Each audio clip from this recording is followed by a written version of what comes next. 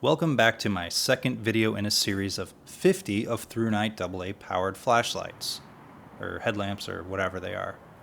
That's right, I've been Thrunited again. And just to clarify, it's pronounced Thrunited, not Thru-nited. Okay? This review is for the TH20 or Thu20, which you may remember from everyone's review last year. The TH20 is a headlamp that can use lithium-ion 14500 cells, or AA batteries like it ain't no thing.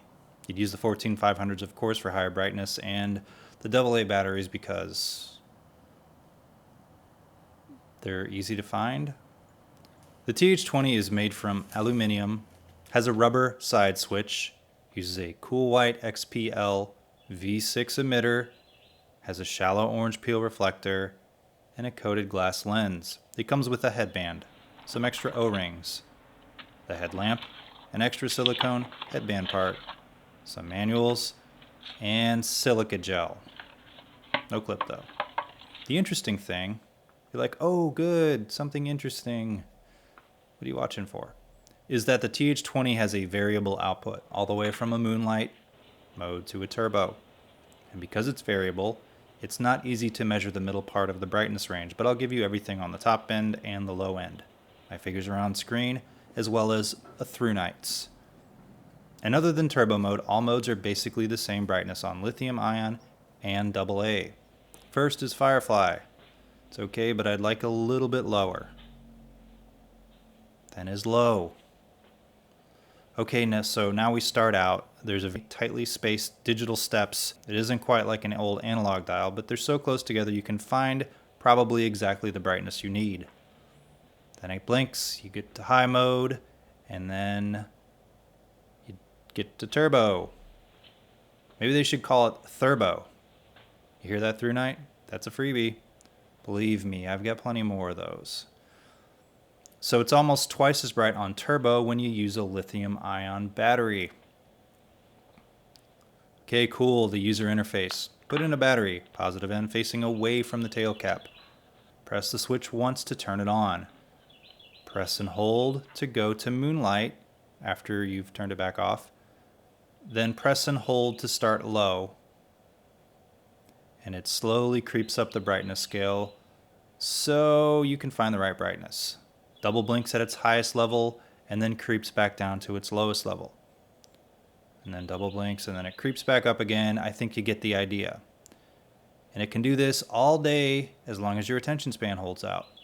Now you release when you find the mode you want and it's saved into mode memory. You always have access to moonlight by pressing and holding from off, remember, and you can get to turbo by double clicking from on or off.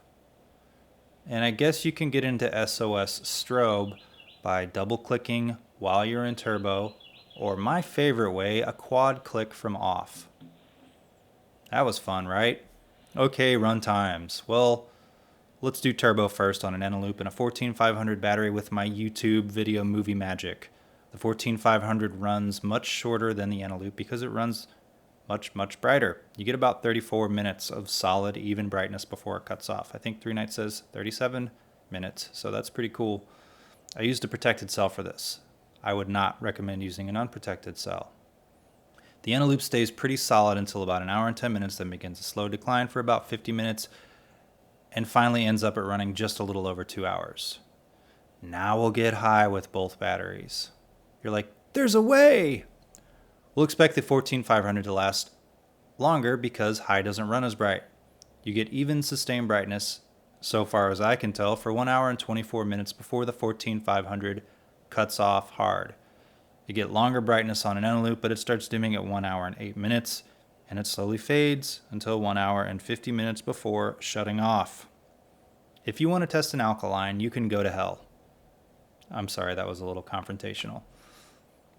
Since there's a big range in the middle, I won't do those. But note, Thrunite says that low gives you a total of 21 hours. So whatever you use between low and high, you'll get between 21 hours and an hour and a half, provided you use, the right battery. Moonlight is said to last for 14 days. Cool. Beamshots. First we'll do a shot where I show all the headlamps in the Beamshots section with their weight, with the headband and the battery weight. that's above them there. You see that? This is exciting for people who like comparing things or measuring weights of headlamps. I know, interesting. Okay, first we'll do a few headlamps powered with a AA battery. Then lithium ion after that. Here are the AA versions first. You get Thrunite. It's the coolest tint, not cool like Dank or headlamp reviews, for example, but cool like Bluish. And here it is with a lithium ion battery where it gives a high mode that's almost double the brightness. It has a reflector, so it has a more defined hotspot than, say, the Armitech TR-A1 Pro, which is my favorite AA powered headlamp even after this review. It has a warm tint, and yeah, that's about it. Back to the TH20 for a second. It's got a reflector that's shallow, so it's not as spotty as some other reflector-based headlamps. For example, like the Phoenix HL50 right here. All of these headlamps I reviewed a while back, so go and watch those if you get a few minutes. It has a warm tint and slightly more defined hotspot than a TH20, which we'll see for another few seconds. TH20. And now we're going to go to the lithium ion stuff. Here are the lamps I'll be comparing it to in this section. So got that shot here. And first we get the TH20 with its turbo mode. By the way, it's the most budget-friendly headlamp here at about 30 bucks. And one thing to note, it does employ PWM on its low and lower variable modes on AA. When using 14500, I couldn't detect PWM. Watch my video on PWM if you want to know more. And if you don't know what PWM is or never notice it, you probably won't ever see it. Now is a tier with the lithium ion. Ooh. Ah. Pretty bright, right? I like the tint too. Now back to the Thrunite for a second. Boom. Hey, how's it going today? Sorry I haven't done much knife stuff lately. I'll try to do that soon. Now the Olight H1R. I reviewed this a few weeks ago, or maybe it was a month ago now. Time flies, right? A slightly more dispersed hotspot. Go watch it if you can't fall asleep. Now back to the TH20.